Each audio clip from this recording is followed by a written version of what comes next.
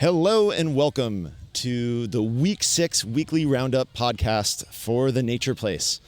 Friends, not only is this our Week 6 Roundup Podcast, but this is actually our Summer Roundup Podcast because Week 6 is our last week of camp. We are on our last day today, coming to you live from the Nature Place. Let me set the scene. My guests and I are sitting at the table inside the Corral, which is the area where groups meet up in the morning and also where we do low ropes. There's a couple of groups on the white top and playground right now having lunch. So if you hear camper voices, that's what you're hearing. And we're going to jump right into it. So friends, how has Week 6 been? What has been your Week 6 highlight so far?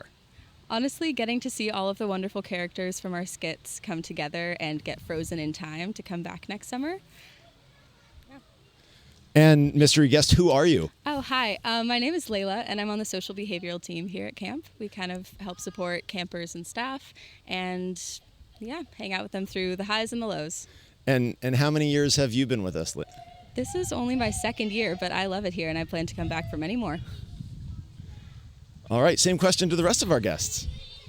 Well, I'm not sure if I can identify any one solitary moment. It's been a great 6 weeks, and as it comes to a close, it's just making sure we close those loops and make sure we let people know how much we appreciate them, and campers asking if we're coming back.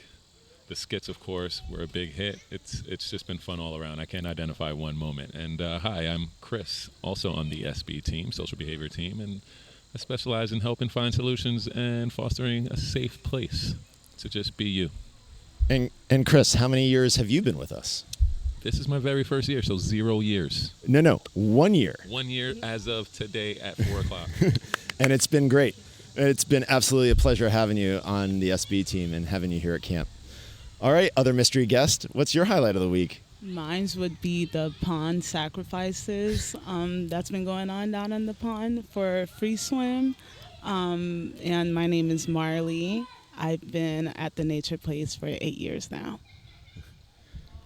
All right, so we should, before I let you go, Marley, we should clarify pond sacrifices. Let's actually tell everybody out there in podcast land what we're actually talking about before they get worried. There are pirates at camp, real-life pirates. There are real-life pirates at camp. And what happens on the last day, Marley? They come to the pond, the pirates come to the pond, and they liberate our campers from instructional swim on the last day. And then they make the counselors walk the plank, and the swim instructors walk the plank and put them into the pond as all the campers are cheering, yay! And then they get the entire period for free swim. And it's a special way of celebrating and recognizing all the hard work that happens at the pond in swim instruction and seeing all the growth, not only in swim skills, but in courage and bravery and putting people out of their comfort zones a little bit, learning how to swim. So that's what the pirate sacrifice is all about at the pond. So those are your highlights. What other awesome things happened this week, friends? One other thing that happened, we had a visit from the cookie tree. And what the cookie tree is, it's literally what it sounds like. It's a tree full of cookies that groups come up with a little song for it. They go by the tree and they start singing to it, and then a basket full of cookies comes down for them. They're really good. The cookies are excellent. It's actually one of my favorite days at camp. It's not because I have a healthy connection to chocolate chip cookies or anything like that, but the cookie tree of lore and wonder only sprouts and grows 1 day a year, like that rare desert flower, and then it disappears for a whole nother year. And we don't know when the cookie tree is going to take root and grow. It's a surprise, and it's always joyous. And also, if you're gluten-free, there's a cookie for you, too. And vegan cookies as well. Yeah. Speaking of cookies, did anybody get to try the lemon thyme or the thyme shortbread cookies from the cooking activity? Let me handle this one. Let me tell you, that cookie was amazing. I think of myself as a little bit of a cookie snob, and I often just will stick to the normal chocolate chip, but this lemon thyme cookie, let me tell you, it rocks. Can confirm I've had about 15 of them. Shh, don't tell anyone. Yeah, I'm going to spoil the secret for everybody. So if you're listening out there and you're a camp family, you're going to get this beautifully curated cookbook around the holidays of all the wonderful recipes that we've done here at the Nature Place this summer. So you and your campers can replicate the taste of summer at home. But let me spill the beans on the recipe for the lemon thyme cookies. They're shortbread cookies. So it's like 1 part lemon, 1 part thyme, 1 part flour, 18,000 parts butter. Yeah. Wouldn't have it any other way. So just don't tell your cardiologist about it. Any other highlights, friends? Getting all the autographs from my most favorite people, which of course is actually everyone, and it's been a blast. For me, it was getting a dried up flower from a camper that I hadn't even seen that much this summer, and she came up to me and she said, "Here, you can have this flower," and it kind of made my day that she thought of me. Yeah. So we have a tradition here at the Nature Place, kind of on the last day. You ask those that are significant to you in your orbit at camp to sign your shirt. And it's kind of amazing to see, who asks who to sign shirts, because obviously I don't need to say this to the SB team, but not everybody sees eye to eye all summer long. This is a huge social experiment where we're put together and we're learning social skills. So, there's going to be some disagreements. There's going to be some bumps in the road as we go through this experience together. And then it's also pretty amazing to see at the end of the summer when you have 2 people that had a bump in the road and they ask each other to sign each other's shirts. That kind of sums it up right there. That kind of fills the cup, so to say, on why we do the things that we do. And as we are recording this, we are actually getting ready for our final share of the summer. So I'm so sad to be saying final for the summer. Felt like we just started. And then we will all gather on the field for our closing camp ceremony. Marley, do you want to go in a little bit about what we do on the field? Well, we all stand in a huge circle. We hold hands. And we sing a very special song that's dear to the camp. And then we say our final goodbyes.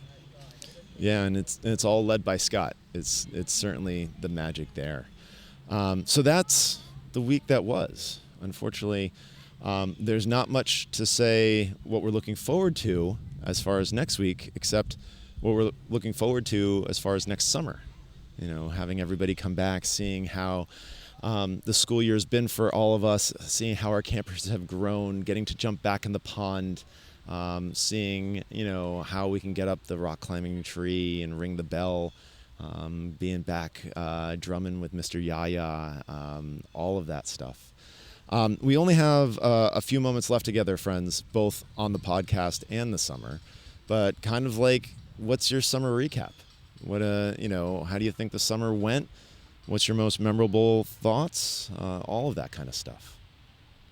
Well, I, for one, have learned that I actually can come up with some pretty fun skits in the morning. Now, everyone in the camp community knows that these are real-life characters such as Soapy Steve and Wanda Waterfall. They're not actors at all. No similarity to anyone who works at camp.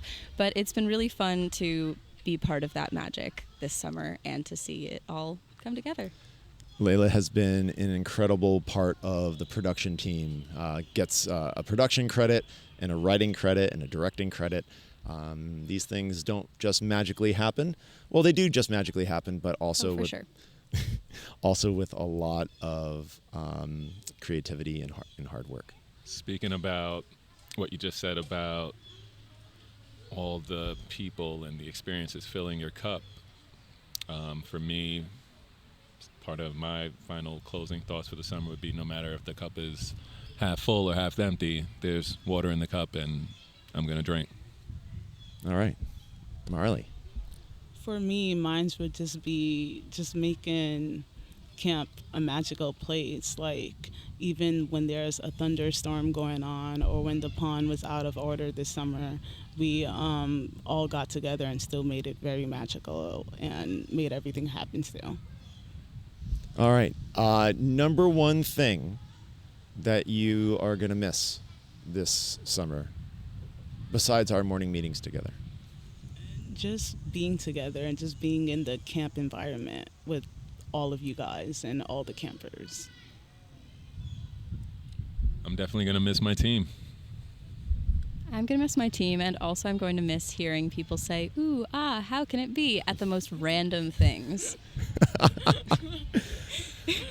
Well, I know this might sound as an easy answer, but I'm going to miss everyone, right? Everybody, both on the staff, getting to work with you three so closely, but everybody on the staff brings joy to my day. Getting to work with the campers and seeing them and hearing their funny stories and hearing how they passed the deep end test or they got a bullseye at archery, that fills the cup, right?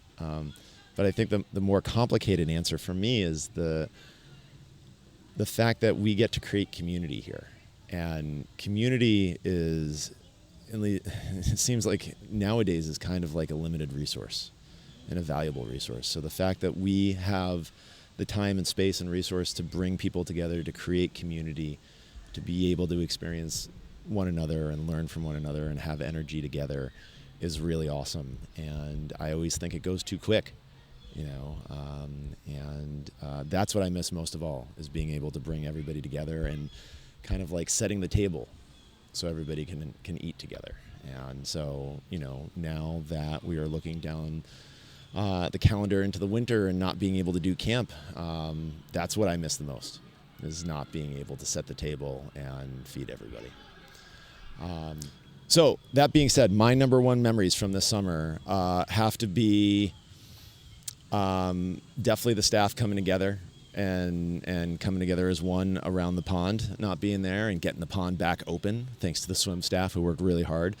A massive, never-ending pot of delicious risotto that Group Z made on their second night at Cedar Pond for their overnight.